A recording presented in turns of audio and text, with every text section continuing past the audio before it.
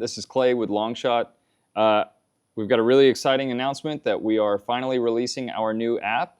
So I want to walk you through some of the quick changes and updates to it and tell you where we're at today. So a new homepage, the app is completely rewritten to be more future-proof and to better work with the current versions of iOS and Android software.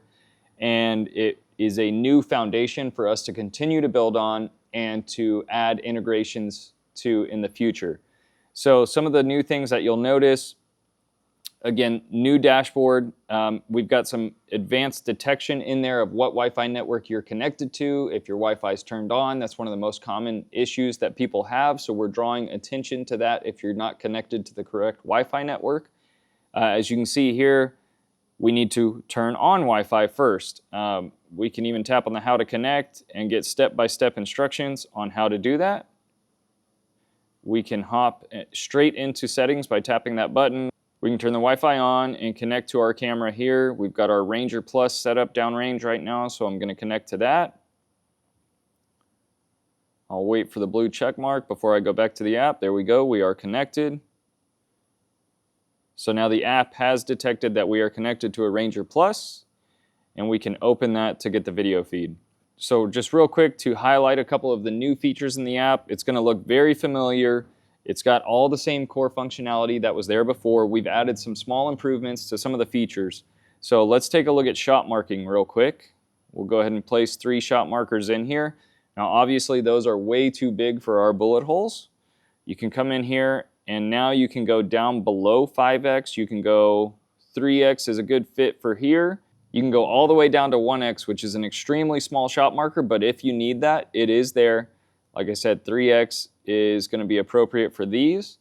We'll go ahead and choose a different color and mark this other group as well.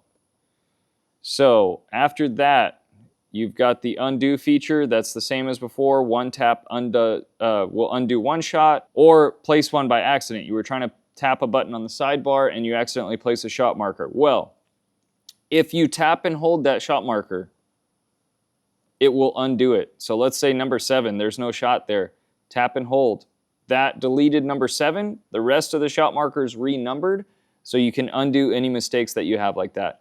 Let's do it again with number 9. So just tap and hold number 9, and it renumbers all those shot markers. And to clear all of your shot markers, you can tap and hold the undo button. You get a warning asking you if you want to clear all the markers, and you can just confirm that to erase all your shot markers. And the blinker feature has got a pretty cool upgrade. You can tap it once. Okay, let's see, this looks like it saved some of ours from before. And now we have a history of all the blinker photos that were saved before. So you can go into here and you can tap on one of these. Let's add a new shot to better demonstrate this. All right, so it looks like that shot dropped right into here. We'll do the blink button. All right, we can indeed see that it dropped right there. And then let's do one more.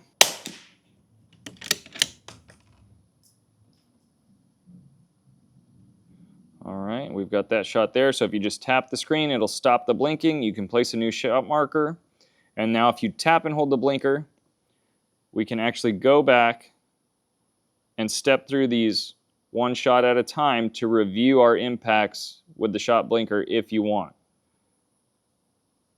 So a pretty cool kind of replay feature there, if you will. You've still got your selfie camera, screenshots, snapshots, and the measurements feature as well, but we'll be doing some more in-depth videos on those in the future.